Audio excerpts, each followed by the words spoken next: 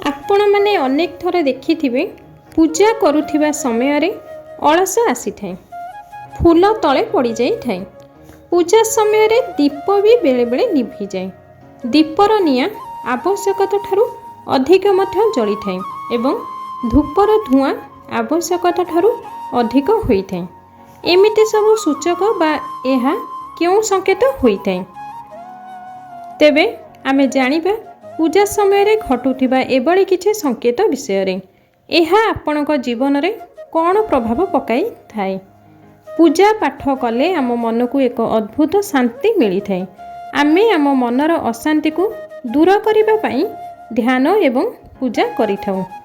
भगवान को पूजा कले आमको भगवानकर कृपा प्राप्ति होई थाए एवं आम जीवन रे सुख और शांति मिली थाए।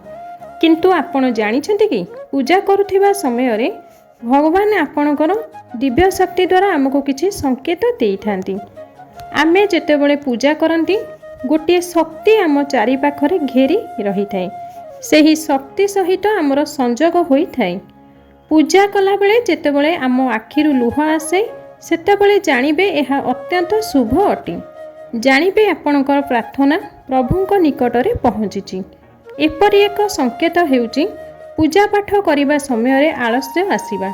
एहार अर्थ आपण रात्रिरु उठिछन्ति नचेत आपण कोनोसी चिंतारे रहिछन्ति बा व्यस्त हेई पूजा करूछन्ति। हेले तरतर होई केबे भी भगवान को पूजा करंतु नाही। पूजा करुथिबा समय रे केबे भी छिंकीबे नाही। जदि छिंकी दउछन्ति तेबे हाथ पाद धोई आसी पुनश्च पूजा करंतु। बेले बेले पूजा फूल तले पड़ी जाए। यह बहुत शुभ संकेत अटे। जानिबे जे आपण जदि कौनसी मनस्कामना करी पूजा करुथिले ताहा निश्चित पूरण हेबो। शास्त्र अनुसार पूजा करुथिबा समय रे दीप लिभिबा अशुभ होइथाय। जदि कौनसी कारणरू दीप लिभि जाए तेबे एहा विश्वास करा जाए जे जेउ कार्य नै आपण पूजा करूछन्ति सेही कार्यर किछि ना किछि बाधा निश्चिंत रहिछि।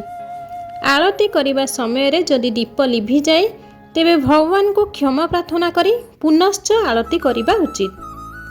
पूजा करुथिबा समय रे दीपर बा यज्ञ कुंडरे निया अधिक जळे तेबे जानिबे आपणकर प्रार्थना भगवान को पाखरे पहुँचिछि। पूजा करुथिबा समय रे जदि कौनसी भिक्षुक आसंती मने रखंतु केबे भी तांकु खाली हाथ रे फेराइबे नाही।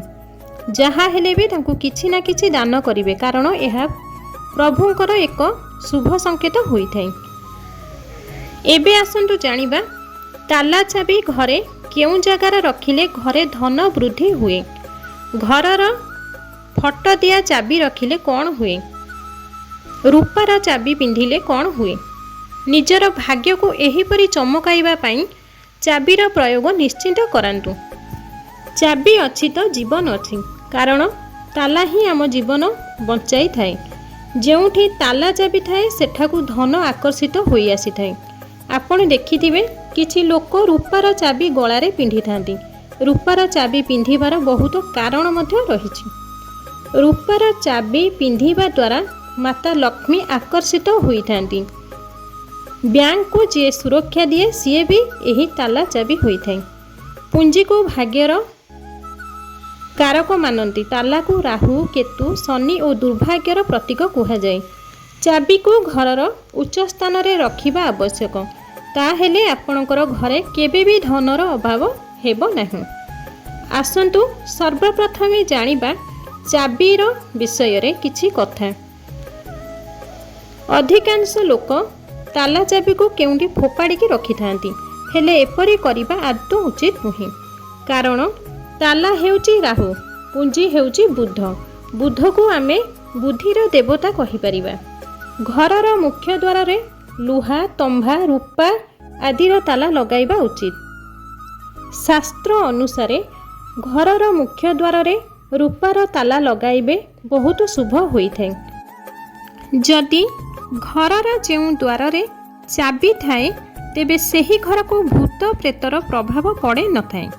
जदि आपण परिश्रम करूछंती तथापि धन दौलत बढ़ू नाही, सफलता मिलू नाही, तेबे शुक्रवार दिन गोटे रूपार चाबी नहीं माँ लक्ष्मी पाखरे रखी पूजा करी तापरे निजे गलारे धारण करंतु। देखिए बंद होइथिबा भाग्यर ताला आपणकर खोलीजिव। शास्त्र रे जदि देखा जाए सुना चांदी गोटे प्रकार जदि मनीष योग्यता अनुसार आपणक पाखरे पैसा कम अच्छी तेबे तंभार चाबी आपण माने धारण करें।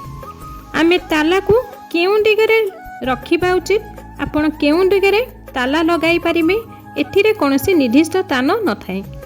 ताहा लगाइबा परे चाबी को केउं दिगरे रखिबा उचित जहा हमकु उत्तम फल देई थाए। जदि आपणक घरर तालार चाबी उत्तर दिग बा पश्चिम दिग को मुह करी रखिबे तेबे एहा बहुत शुभ होई थाए।